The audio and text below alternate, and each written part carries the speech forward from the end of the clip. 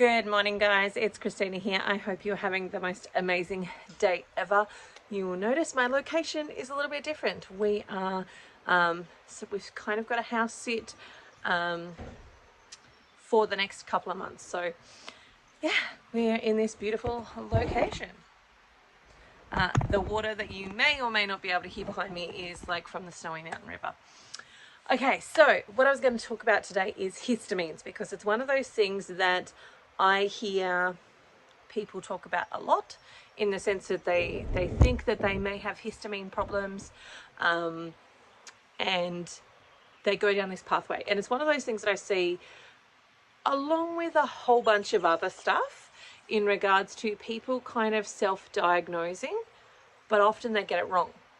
So a lot of people think that they might have histamine issues, and they'll say to me, oh, I've got a histamine flare. And I'm like, okay, so tell me what your actual symptoms are.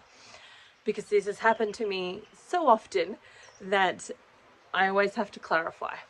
And so when I ask them what their actual symptoms are, it's quite often that they're actually not histamine symptoms. So they might have other things that are actually going on. So for example, nausea. Nausea is not a histamine symptom. Generally, for me, nausea comes back to liver detoxification. And so if you've got nausea, then that's going to tell me that there's some liver issues for you. And we're going to be looking at that. You just need to see, I've got these two doggos here. Because there are some dogs on the property, there's chickens on the property, and all sorts of other fun stuff. Hello, this is Whiskey. You have to move, doggo.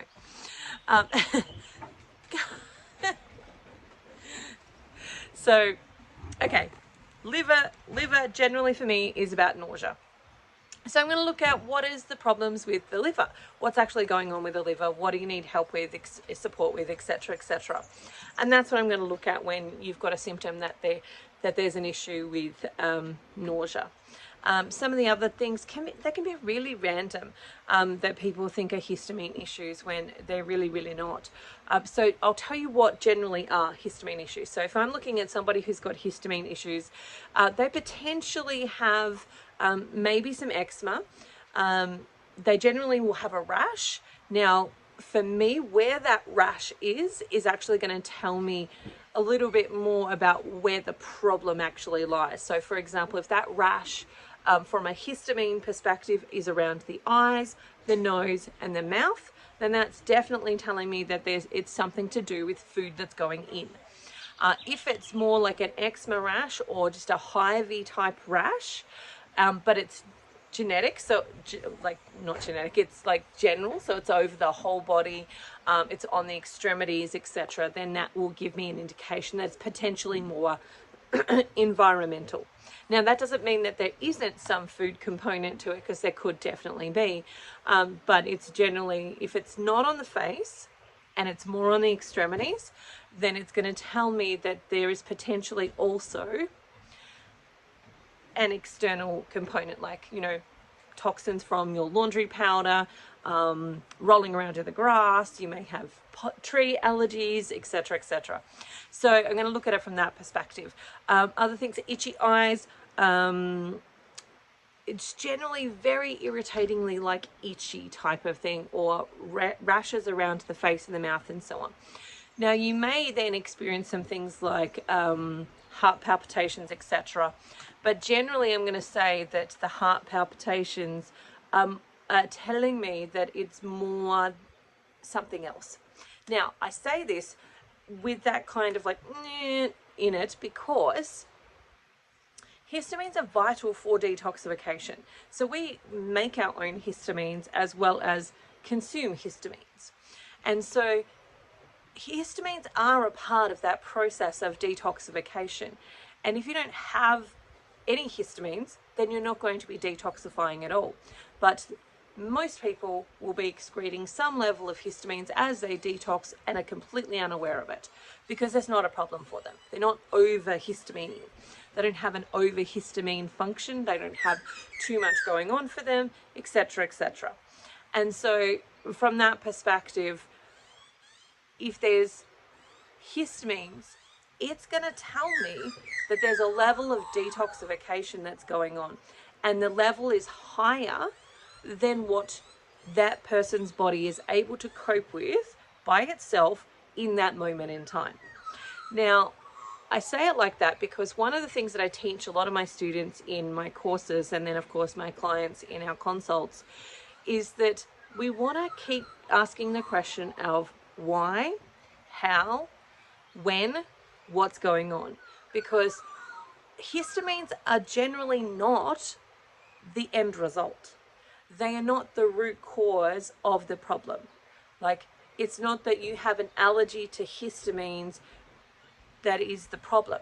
It's actually generally something else. It's actually generally some other deep level of detoxing issue. So for example, you might have mold toxicity, and the histamine reaction is really just telling us that you've got too much detoxification going on for your body to cope with in any one go.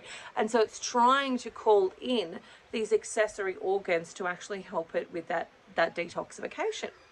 And so we've got to come back to the why so that we can really get to the root cause. Now, mold can be one issue. It can just be that you've changed from one diet to another diet. So for example, I see this with GAPS, I see it with carnivore, I see it with anyone even just switching from like the sad food diet to now even eating whole foods. So they're eating the foods that are in their whole form. So I know for me, when we first changed our diet, the first thing that I actually did was I went from a sad food diet to, if I don't make it, we don't eat it. That was the rule that I went to.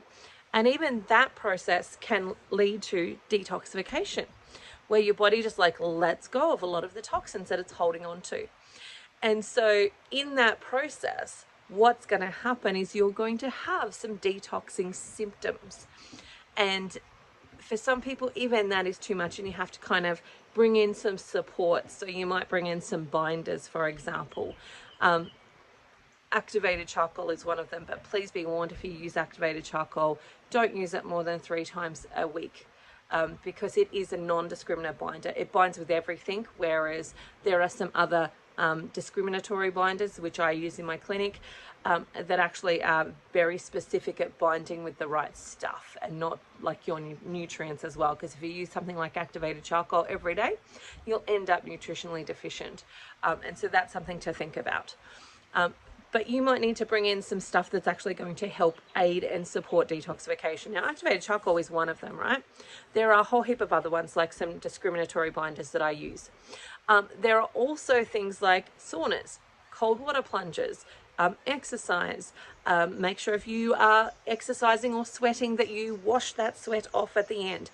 There's things like Epsom salt detox baths. There's walking around trees. I generally, talk to clients about it from the perspective of seas and trees. That's what we want. We want to either be in the sea, around the sea, or around the trees. They're going to help our lungs detoxify, especially if you take your shoes off and you can go barefoot. You're actually going to detoxify the electrical energy within your body. There's a whole bunch of stuff that you can actually do. And so we want to come back to what's the driving causes and what are the driving factors, and what is the underlying issue. So even if you think that you do have histamine issues and you've gone, yeah, I've got a rash around my face, I've got itchy eyes, I've got a runny nose or an itchy nose or an itchy throat, I think I've got histamine issues, then generally what I'm going to do in clinic is I'm going to say, first, let's take away the aged food. So we're going to go with non-aged food. So we'll go with food that is able to be killed and purchased and eaten as quickly as possible. And we're going to freeze it straight away so that it's not aging more in our refrigerator. If we've got leftovers, we're going to freeze those leftovers straight away so that, again, they're not aging. Some people can't even have the leftovers, so it just depends on the individual. Then we're going to take away those things. We're going to then look at the foods that are problematic for you. Now, that might be a whole range of different things, depending on what your dietary protocol is. So if you are carnivore, it might be we take out the bacon, for example. If you are, gaps. It might be that we run a hair analysis and we work out what foods need to come out for you. If you're on the SAD diet and you're just trying to start to transition, we might run a hair analysis and work out specifically what needs to come out for you first. Again, depending on what type of diet, you might be looking at gluten, we might be looking at your fermented foods, we might be looking at a whole bunch of different things that need to come out to start with, so that we can help to give some relief, because those foods are going to increase the level of detoxification that you're actually having. We might even need to think about reducing the amount of fat that you're having, because fat is a mover of toxins. It will instigate the movement of toxins, and we might need to reduce that for a period of time. And so we're going to look at the diet and actually look at what's there. We're going to look at the environment and see what's actually there. Do you have mold in your house? Do you have other toxins within your environment? Like, do you work in a really toxic environment? For example, the perfume counter at Myers or somewhere else. You know, are you a diesel mechanic? Like, what are the other issues that we may be able to actually change or alter, or give you some good tools with? Sorry, I can see what the dog's doing in the background. So we may be able to give you some good tools to actually help you with that detoxification.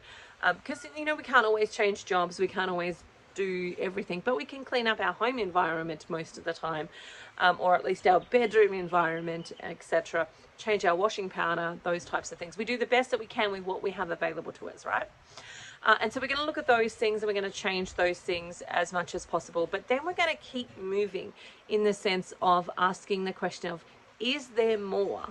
Like, is it that it's an MTHFR mutation that's part of the problem, because you have less ability to detoxify and you've had this oversupply of toxins, and so your body has got an abundance of histamines where it's trying to get rid of those toxins but actually needs more support?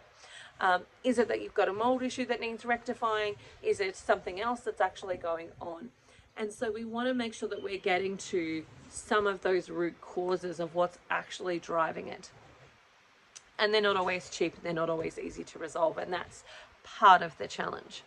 And then for some people, we need to very slowly bring back those foods. So for example, one of the things that I do with a lot of my clients is we'll use a homeopathic. So basically we'll homeotize, and it's not a pure homeopathic, so don't get me wrong there.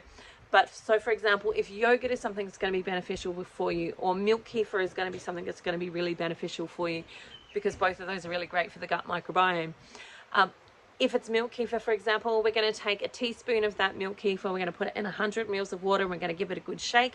And then what you're going to have on a daily basis is going to be a couple of drops of that mixture that we've actually just made.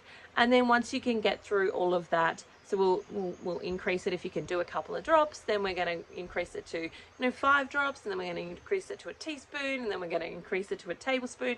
And once you can do that fine, then we'll go to the actual product. So we might then go to the milk kefir and start back with 1 drop of milk kefir, and then 2 drops, and then 5 drops, and we just slowly increase and build up, because the milk kefir is both beneficial for the microbes as well as that process of detoxification. But anything that you start too fast, too soon for your body is going to cause problems. So you are going to have some type of reaction. It could be a headache, it could be breaking out in hives, it could be anything. So hives generally are more of an allergy versus a histamine problem. Like, yes, there's histamines within the allergy, but it's more of like there's actually probably an allergy to something there versus just an insensitivity or a detoxification stuff. So, always check. And this is why when I'm in clinic, I'm always asking, what does that actually mean for you? When you say to me, you've got histamine problems, what does that actually mean? Because the symptoms are often not aligned with what they have sort of diagnosed themselves with having. And sometimes, even if they are, there's more symptoms. And so those other symptoms would actually tell me what is the driver and where is this coming from, because the histamines themselves are not generally the issue. It's often that there's something else. And it could be that you've got an autoimmune disease. It could be that you're hyper allergic to a whole bunch of stuff and your body is just letting it out.